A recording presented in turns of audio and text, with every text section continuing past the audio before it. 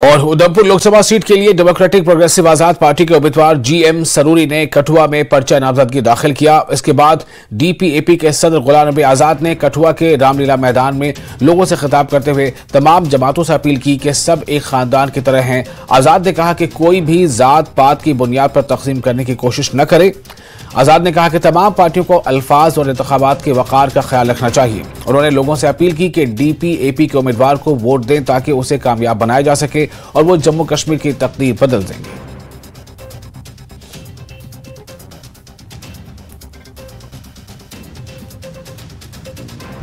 अस्पताल, स्कूल, सड़क, खाना पीना ये कांग्रेस को भी चाहिए क्योंकि उस वक्त में कांग्रेस होती।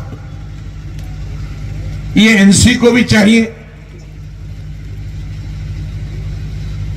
ये पीडीपी को भी चाहिए, ये बीजेपी को भी चाहिए, ये आरएसएस को भी चाहिए, ये शिवसेना को भी चाहिए।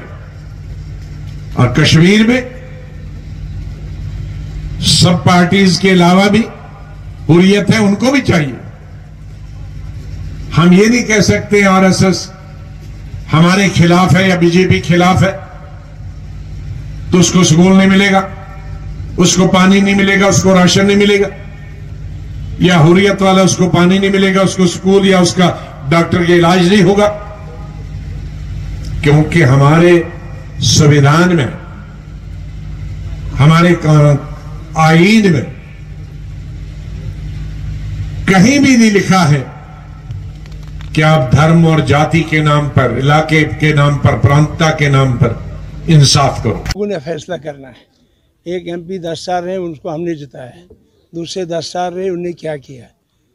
आज ये हालत यहाँ रोडों की है, आज यहाँ पुलों की ये हालत है, आज स्कूलों की ये हालत है, आज कॉलेजेस की ये हालत है, आज हॉस्पिटल की डॉक्टरों की ये हालत है, डॉक्टर नहीं है हॉस्पिटल में।